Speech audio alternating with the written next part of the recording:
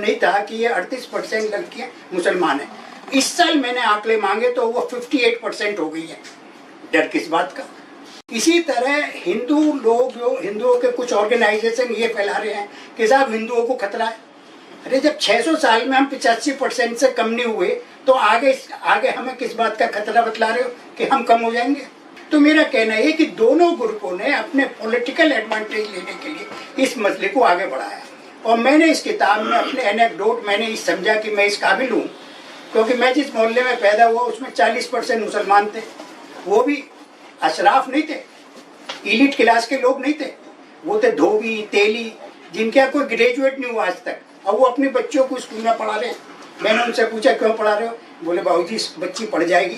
अब आप बतलाइए कि एजुकेशन के स्प्रेड होने से जो फायदा होगा कि वो लड़कियां जो 7 साल तक हिंदू मुस्लिम लड़कियां साथ साथ पढ़ रही हैं, एक दूसरे के कस्टम भी जाने। हम इस मुल्क में बहुत सारी फॉल्ट लाइन्स हैं। पुष्पिंदर का नाम सुन के हमारे कई दोस्तों ने मना कर दिया कि साहब हम उस पैनल पर नहीं बैठेंगे।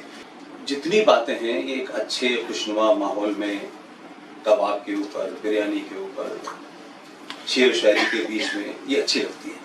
और ये शेर व शायरी भी अगर आप दिन भर सुनेंगे तो आपको बुरी लगने लगेगी। तो जैसे एक ब्रेक आता है तो वो ब्रेक उसकी हैसियत उस ब्रेक वाली होती है। अगर आप कोई बात हटके कहेंगे तो ये फ्रिंज है, ये एक्सट्रीमिस्ट है, ये बड़ा हमारे मीडिया में खूब था, खूब देखा हमने। लेकिन मुझे लगता है कि किसी एक शख्स को कुछ पता ना हो और दूसरा एक नैरेटिव बनाता जा रहा हो, तब तक वो जो नहीं जानता था वो समझता था कि यही सच्चाई है। फ्री ऑफ इंफॉर्मेशन का जो रेवोल्यूशन आया है सोशल मीडिया के माध्यम से, इसमें बहुत सारी चीजें उल्टी सीधी भी चलती हैं। लेकिन मैंने जब ये शुरू किया 2012 में, तो ये सोच के किया कि मुझे किसी चीज को इंटरप्रेट नहीं करना है, जो फैक्ट है ओरिजिनल सोर्स से उसको रखना है। इस्लाम के बारे में, कुरान के बारे में, मोहम्मद साहब के बारे में, जंग बदर के बारे में, खलीफाओं के बारे में, अली के बारे में एक बार को पता ही नहीं। और एक नैरेटिव चल गया Islam is a religion of peace. और पूरी हिस्ट्री पढ़ें, उस जंग बदर को पढ़ें पूरा। मोहम्मद साहब के जमाने में उनकी बेटी फातिमा का, उनके शौहर का, अली का कत्ल किसने किया? उनकी बेटी फातिमा को किसने मारा? पहला खलीफा, दूसरा खलीफा, तीसरा खलीफा, चारों का कत्ल हुआ, किसने मारा? उनके मोहम्मद साहब के नवासे यानी उनकी बेटी के दोनों बच्चे हसन हुसैन को करबला के मैदान में गर्दन पकड़ करके जैसे बकरे को ज़िबा करते हैं वैसे आपने कलमा पढ़ के मारा। अब वहां से शुरू हुई चीज जिन लोगों को नहीं पता है वो कबाब और बिरयानी की तरह समझते हैं कि जैसे ये मजे की चीज है वैसी शेरो शायरी है, वैसे रिश्ते हैं। इंडिविजुअल रिश्ते आपके किसी से भी हो सकते हैं, वो एक अलग चीज है। लेकिन इस इंफॉर्मेशन के दौर में उस फिलॉसफी के बारे में वो लोग बोल रहे हैं जो अब तक चुप थे। इसलिए लोगों को लगता है वो इंटॉलरेंस बढ़ गया हिंदुस्तान में। ये एक ही वर्ग का काम था कि क्या टॉलरेंट है, क्या इंटॉलरेंट है। वो जब तक उनका नैरेटिव चल रहा था तब तक तो सब दुनिया बहुत अच्छी थी। अब जब दूसरे ने चैलेंज किया कि भाई आप 5 वक्त की नमाज पढ़ते हैं, आप पढ़िए, इस पे तो किसी को ऑब्जेक्शन नहीं। जब प्रॉफिट मोहम्मद थे तब नमाज तब भी पढ़ी जाती थी। तो भाई लेकिन माइक पे ही नमाज पढ़नी है, ये कैसे मुमकिन है? आप 4:30 बजे एक सिविलाइज सोसाइटी में रह रहे हैं जिसमें बहुत सारे लोग ऐसे भी हैं जो आपके मजहब को नहीं मानते हैं, लेकिन आप सुबह 4:30 बजे फजर की नमाज में आप लाउड स्पीकर पर नमाज पढ़ें 5 बार, और फिर एक मस्जिद से नहीं, एक मोहल्ले में 10 मस्जिद से पढ़ेंगे। इस पे ऑब्जेक्शन उठाने को लोग कहते हैं वो हिंदू इंटॉलरेंट हो गया है। भाई मोहम्मद साहब तो माइक पे नमाज नहीं पढ़ रहे थे, लेकिन उसको इस तरीके से प्रेजेंट किया जा रहा है कि अगर हमारी नमाज को रोका गया तो साफ देखिए हिंदू जो है एक्सट्रीमिस्ट हो रहा है, ये आरएसएस ने किया। आप उसके नैरेटिव ढूंढ लीजिए। आप अजान में क्या कहते हैं? ला इलाहा इल्लल्लाह मुहम्मद रसूलुल्लाह कहते हैं। अब ज्यादातर लोग कोई इन चीजों पे ध्यान नहीं देता, तो भाई क्या है अजान, क्या है नमाज, क्या है रोजा, क्या है, ठीक है लोग। अब लोग पूछने लगे कि भाई जब आप ये कहते हैं कि अल्लाह के सिवा किसी और की इबादत नहीं हो सकती, तो दूसरा पूछ रहा है भाई साहब अगर अल्लाह के सिवा दूसरे की इबादत नहीं हो सकती तो फिर अल्लाह भगवान एक कैसे है? फिर ये भाईचारा कैसे होगा? तो ये ऐसे पॉइंट्स हैं कि जो अब सवाल लोग आम लोग करने लगे। अब जब आम लोग करने लगे तो वो जो हेजुमनी थी ना अंग्रेजी वालों की, कुछ इलीट लोगों की, जैसे कैफी आजमी साहब थे, कैफी आजमी साहब बड़े शायर भी थे, सब कुछ भी थे, और वो यहाँ रहे भी, उनके नाम से ट्रेन भी चल रही है, लेकिन कैफी आजमी साहब जब लिखते हैं अगली ईद पाकिस्तान में, तो उस पर बात नहीं करनी चाहिए। इकबाल का ये तो सब लोगों ने बताया कि साहब उनका तराना था, वो कहते तराना लिखा सारे जहां से अच्छा, क्या शायर था। लेकिन वही इकबाल 1904 में तराना लिखता है, 1906 में मुस्लिम लीग बनती है, और 1910 में मिल्ली तराना लिखता है, और फिर कहता है चीनो अरब हमारा, सब मुस्लिम है वतन है सारा जहां हमारा। तो अगर इकबाल के दूसरे पक्ष को पढ़ें तब पता चलता है कि यार हम इकबाल के एक पक्ष को पढ़ रहे हैं, यहां दे दिया गया, और इकबाल पाकिस्तान के अंदर लेटा हुआ जो उनका आइडियोलॉजी फादर है। सर सैयद अहमद खान के जमाने में एक बहुत फ्रॉड चला हमारे जमाने में, हम लोग जानते नहीं थे, हम तो सुनी सुनाई बात करते थे कि सर सैयद ने कहा कि हिंदू और मुसलमान दो आंखें, एक हिंदू है और एक मुसलमान है, अगर एक भी खराब हो गई तो कितनी बदसूरत, हम भी ये समझते थे। लेकिन अलीगढ़ यूनिवर्सिटी के एक प्रोफेसर हैं, स्टेट्स डिपार्टमेंट के रिटायर हुए, आरिफुल इस्लाम साहब ने किताब लिखी, एकदम लीगी टाइप के आते हैं, बहुत अच्छे दोस्त हैं। उन्होंने कहा कि सर सैयद ने कभी कहा ही नहीं, बल्कि 1868 में सर सैयद साहब ने मेरठ की अपनी स्पीच में कहा कि हिंदू और मुसलमान दो अलग अलग कौम हैं जो एक साथ नहीं रह सकते। तो आज जो कुछ भी हो रहा है उसे आप इंटॉलरेंस कह लें, पोलराइज कुछ भी कह लें, ये रुकने वाला नहीं है। इसलिए एक तरफा जो आप नरेटिव था, उस नरेटिव के सामने ये पॉलिटिकल लोगों को आप कह दिए कहते थे कि भाई पॉलिटिशियंस ने लड़ा दिया, ये भी एक बहुत बड़ा झूठ है। इस सोसाइटी में कितने पॉलिटिशियंस भाई,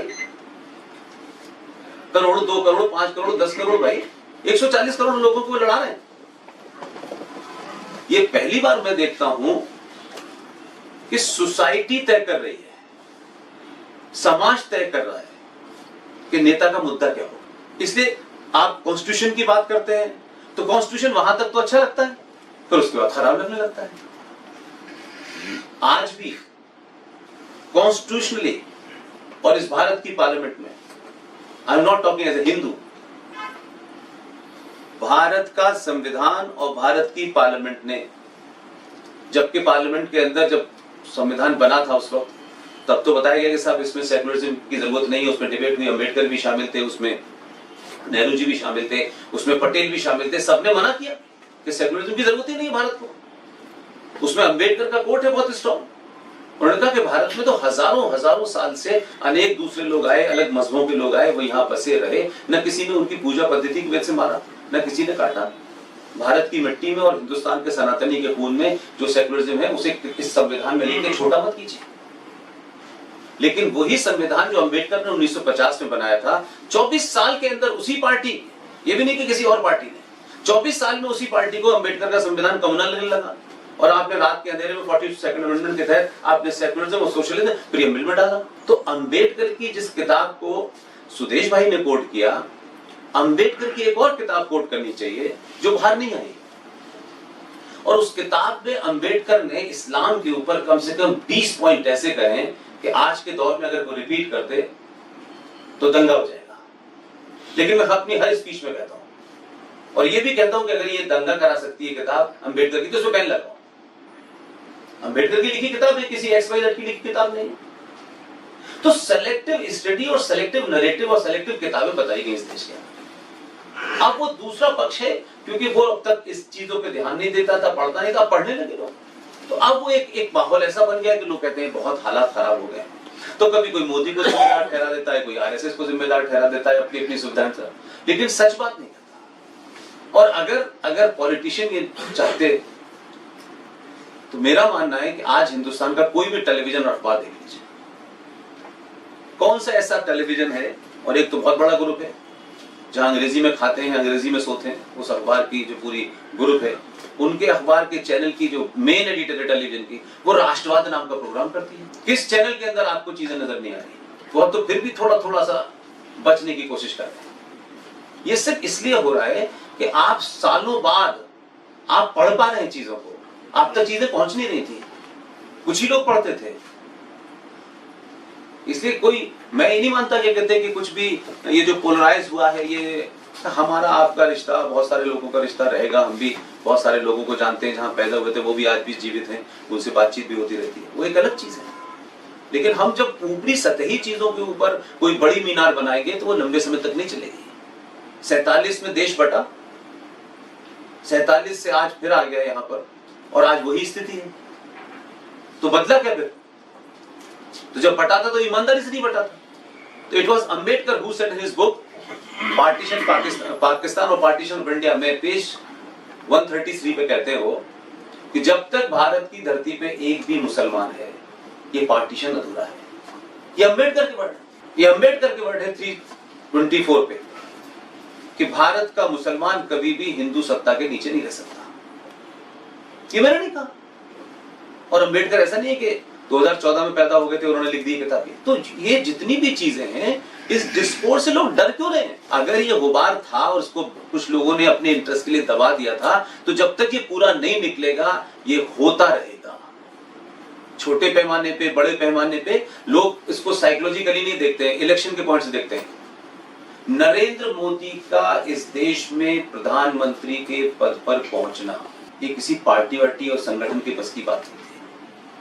जबकि नरेंद्र मोदी उस वक्त तक सिर्फ ये माने जाते थे एक चीफ मिनिस्टर हैं और 2002 के दंगों का मास्टरमाइंड है। अगर भारत का सनातनी हिंदू जो सूरज को भी सर झुका लेता है, हाथी के सामने भी उतरता, चींटी को भी नहीं मारता, अगर उसको 70 सालों में इस झूठ की घुट्टी से जब वो निकला, तो एक ऐसे आदमी को जिसको हीरो माना जाता हो 2002 के दंगों का, और वो सोसाइटी जो नॉन वायलेंट हो, पीसफुल हो, हर चीज की पूजा करती हो, नरेंद्र मोदी का ऊपर तक आना उसकी इस बात की एक्सेप्टेबिलिटी थी कि समाज जो है इस फ्रॉड से थक गया है।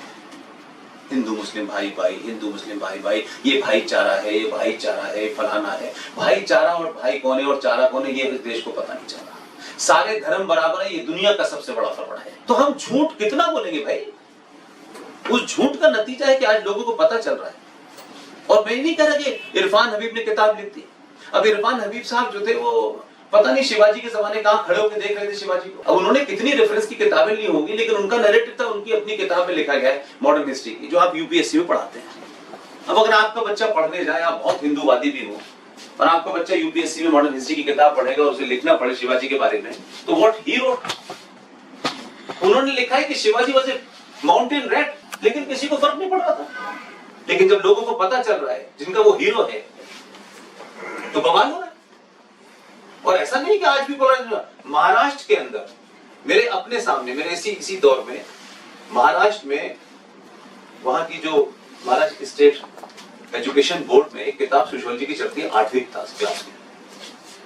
आप सोचिए कैसी कैसी टेम्परिंग हो रही है, ये तो हमारे दौर में हो रही है। उस किताब में एक जगह टॉपिक है भगत सिंह के ऊपर, और उसमें कहा गया है कि भगत सिंह, राजगुरु और कुर्बान अली को फांसी हुई थी। अब मैंने कहा ये सडनली कुर्बान अली कहां से आ गया इसमें? अब वो किताब चली, बोर्ड ने छापी, 2 साल तक चली। मैं मराठी नहीं जानता हूं, तो मेरी स्पीच के दौरान मुझे लोगों ने बताया, तो मैंने कहा भी बताओ क्या मामला है। तो उन्होंने कहा साहब ये किताब छपी। अब आप मुझे बताइए 20 साल के बाद में आप ही का बच्चा आपसे पूछता कि सब ये किताब आई थी मार्केट में, तब तो पिताजी आप चुप बैठे हुए थे, अब तो मुझे यही बताया गया कि कुर्बान अली, अब उसके दौरान कुर्बान अली घुस गया। लोग कर रहे हैं कि नहीं कर रहे हैं? इसलिए अगर ये चलता, आज से 20 साल 50 साल पहले कितनी किताबें लिखी गई। रोमेला थापा ने 29 साल में भारत को इतना देख लिया था कि उन्होंने सारी देश की हिस्ट्री लिख डाली, और वो तो इंग्लैंड गई थी पूछने के लिए भारत के समाज के बारे में, वो खुद ही लिख रही है। तो आज की डेट में आप सिर्फ कुछ हल्की फुल्की बातें, तुम भी खुश रहो, तुम भी खुश रहो, तुम भी फूल पकड़ लो, तुम भी गुलाब था हम सब, ये थोड़ी देर के लिए चलेगा, ये लागे चलने वाला नहीं है। ये सोसाइटी बहुत बड़े लेवल पे पोलराइज हो चुकी है, और मैं इसको बुरा नहीं मानता। कम से कम जो भी अंदर का गुस्सा है वो नहीं निकलेगा, पूरी नहीं हो गया, आप उसको दबा दे थोड़ी देर के लिए, जैसे आजकल दबाया जा रहा है। भारत का संविधान और भारत की संसद ने पिछले 75 सालों में इस देश के हिंदू को 8वें दर्जे का नागरिक बनाया है। हमको कहा गया कि देश सेकुलर हो गया है, आप सेकुलर रहिए, हम मान रहे हैं सेकुलर हो गए। भाई इस सेकुलर भारत के अंदर माइनॉरिटी कमीशन क्यों है, माइनॉरिटी मिनिस्ट्री क्यों है, सच्चर कमीशन का 5000 करोड़ का बजट क्यों है, मुस्लिम पर्सनल लॉ बोर्ड क्यों है, वक्फ बोर्ड क्यों है? अगर ये कोई हिंदू राष्ट्र होता तो जैसे समझा था पाकिस्तान ने ढकोसला कर रखा है हम इस्लामिक हैं तो वहां एक माइनॉरिटी मिनिस्ट्री है, लॉजिकल है। हमारे जो माइनॉरिटी मिनिस्ट्री की जरूरत क्या है जब सब बराबर है और आप कहते हैं सबको बराबर का हिस्सा मिलेगा। इस देश में 2011 का सेंसस कहता है कि 17% मुसलमान है, जो सेकंड लार्जेस्ट मेजॉरिटी है वो भी माइनॉरिटी है। 1.5 जैन भी माइनॉरिटी है, 2.5 सिख भी माइनॉरिटी है, बौद्ध भी माइनॉरिटी है, उनकी तो कभी चर्चा नहीं होती। इस माइनॉरिटी के बजट में वो तो कहीं नहीं आते। तो अगर सरकार के अलग हटके आप खड़े होकर के एक बिल पास करते हैं पार्लियामेंट के अंदर वक्फ बोर्ड, और उस वक्फ बोर्ड के तहत इतना हीनियस क्राइम हुआ जो किसी इस्लामिक कंट्री में नहीं हो सकता, इस पे बात करने में लोगों को लगता है पुष्पेंद्र एक्सट्रीमिस्ट है। भैया मैं एक्सट्रीमिस्ट हूं, आई एम हैप्पी। तुम झूठ बोलो, मेरी बात को चैलेंज करो, मुझे समझना। तुम चैलेंज नहीं करना चाहते। भारत की संसद में 2013 में वक्फ बोर्ड के अमेंडमेंट को रखा गया और उस अमेंडमेंट के बाद वक्फ बोर्ड को क्या ताकत दी गई है आप सोच ही नहीं सकते हो। वक्फ बोर्ड को यह ताकत दी गई है कि वक्फ बोर्ड एक प्राइवेट बॉडी है जो वक्फ की जमीनें हैं उसकी देखरेख करने के लिए। यहां तक भी सुना। पार्लियामेंट में डिबेट के बाद कहीं आपने मुझे बता दीजिए किसी टेलीविजन पे, किसी डिस्कोर्स में, अखबार में बड़े बड़े एडिटोरियल लिखने वाले लोग, सेंटर पेज पे कॉलम लिखने वाले लोग, वही 20-25 होते थे बस, क्योंकि उन्हीं को ज्ञान प्राप्त था और किसी को नहीं था। वो कभी नहीं उठाया उन्होंने बात। वक्फ बोर्ड के तहत ये कहा गया कि वक्फ बोर्ड एक प्राइवेट बॉडी है, उस बॉडी के 2 लोग, जो संसद के डॉट बता रहा हूं मैं आपको, उसमें 2 लोग आए और ये जो साहब की जो ओनर है इस दुकान के, और उनसे आकर के ये कहें कि ये वक्फ की प्रॉपर्टी पे बना हुआ है। पार्लियामेंट ने ये कहा है कि वक्फ प्रॉपर्टी के बोर्ड पे बना हुआ, बस उस आदमी को यही कहना है, कागज नहीं दिखाना है उसको कि भाई ये वो कहे बेचारा मेरा बिजली का बिल है, मैं पानी का बिल है, मैं 50 साल से रह रहा हूं, ये कागज मेरे पास है। नो। और अगर उसने कॉम्पिटेंट अथॉरिटी को ये नोटिस दे दिया कि ये जो कुक की शॉप है ये वक्फ की प्रॉपर्टी में बनी हुई है, तो उस जो ओनर है उसके पास कुछ है ही नहीं राइट। अगर उसने इस दुकान को खाली करने से मना कर दिया तो as per the amendment took place in parliament, उसमें कहा गया है कि जो ओनर है इसका वो इंक्रोचर घोषित हो जाएगा और उसे धक्के मार के पुलिस बाहर निकालेगी और चाबी दे देगी मौलवी साहब को, और फिर आपका जो असली ओनर है इसका वो बेचारा कहेगा मैं कहां जाऊं। तो पार्लियामेंट में पास हुआ ये सेक्शन 41 पॉइंट कहता है उसका कि वो बेचारा आदमी कहां जाएगा, तो कहा हमारी संसद ने कि वो ना तो हाई कोर्ट जा सकता है ना सुप्रीम कोर्ट जा सकता है, तो वो कहां जाए। वो वक्फ बोर्ड ने एक ट्राइब्यूनल बनाया है जिसमें 5 मुसलमान हैं, वो उनके सामने अर्जी लगाएगा, यानी जिन्होंने सुबह तुम्हारा कत्ल किया है रात में उसी से तुम अर्जी लेके कहोगे कि साहब आपने हमारी संभाली। ये जो पूरा आपका विस्तार ये सब उसी में, तो भाई आपने कौन सी पावर करा क्या है मुझे समझ ही नहीं आ रहा। तो इन चीजों पे डिबेट करने से लोगों को लगता है वो ये तो कुछ पे नजर है। भाई पार्लियामेंट की डिबेट हो रही है, उसके पास भी कानून है, तुम नहीं पढ़ना चाहते तो तुम्हारी प्रॉब्लम है, मेरी प्रॉब्लम नहीं है भाई। 5,000 करोड़ का सेक्टर कमीशन का बजट क्यों है इस देश में? हम सेकुलर हैं। कुरान कहता है कि जो हज है ना आपका, जो 5 फंडामेंटल है उसमें एक हज भी है। हज आपके ऊपर तभी वाजिब है जब आपने अपनी जिंदगी के सारे फराइज पूरे कर लिए हो, सब बेटियों की शादी करती हो और अपनी कमाई से आप हज करने जाए। लेकिन हिंदुस्तान का मुनाफिक मुसलमान काफिर के पैसे से हज सब्सिडी लेके करने जाता है जो इस्लाम में हराम है, लेकिन मजे से कर रहा है। इन बातों को उठाना मुझे लगता है नेक्स्ट जनरेशन जो आए वो कंफ्यूज ना हो, और ये किसी को मारने के लिए नहीं कहा जा रहा, इसको मार।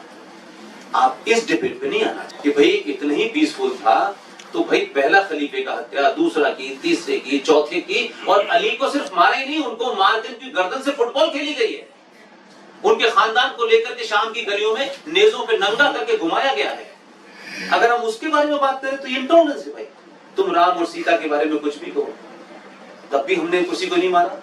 सीता के नाम से कोई मर्डर नहीं हुआ, राम के नाम से कोई मर्डर नहीं हुआ इस देश के अंदर। 471 डाटा है, 471 लड़के लड़कियां हिंदू इस देश में मुसलमानों द्वारा मॉब लिंचिंग से मारे गए हैं। उस पर चर्चा नहीं होगी, अखलाक पे होगी तो इंग्लैंड तक बात जाए। तो इनको आप छुपा नहीं सकते, क्योंकि आप वो एमजे अकबर के पास, खरे साहब के पास, कुलदीप नैयर साहब के पास ये जो एक इन बर्थ राइट था कि भाई ये जो बात बस यही है जन्म से, इससे इधर कोई बात करोगे तो नहीं यू आर नॉट फिट। तो ये टूटेगा, नैरेटिव टूट रहा है।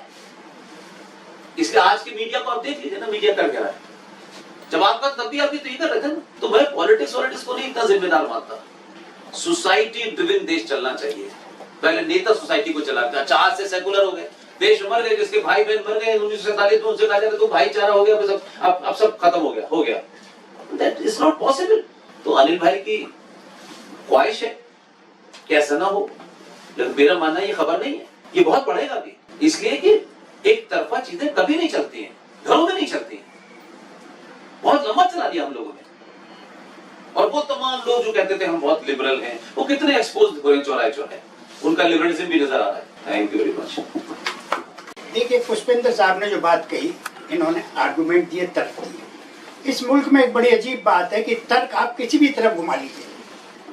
अगर सर सैयद ने यह भी कहा है कि हिंदू मुसलमान एक नहीं रह सकते क्योंकि एक हिमालय से पैदा हुए और एक रेगिस्तान में, तो सर सैयद को सनातन धर्म वालों ने पंजाब दौरे के दौरान इनका रथ खींचा, इनको चंदा दिया, बोले एक आदमी इनकी बात करता है। कि मेरा सबमिशन ये है कि पढ़िए आप दोनों तरफ को और अपने आप कोशिश करिए कि आप किसी की बातों में ना बहें। अगर लिंचिंग पे अखलाक की लिंचिंग को क्या बना दिया गया कि लिंचिंग ही नया वर्ड आ गया। एक चैप्टर मैंने यही कि लिहाजदारी खत्म हो गई है मुल्क के अंदर, वजहदारी, लिहाजदारी। पहले लिहाज करते थे हम एक दूसरे का, कम्युनिटी में भी करते थे, घर में भी करते थे। अब ना घर में रहे ना कम्युनिटी में रहे।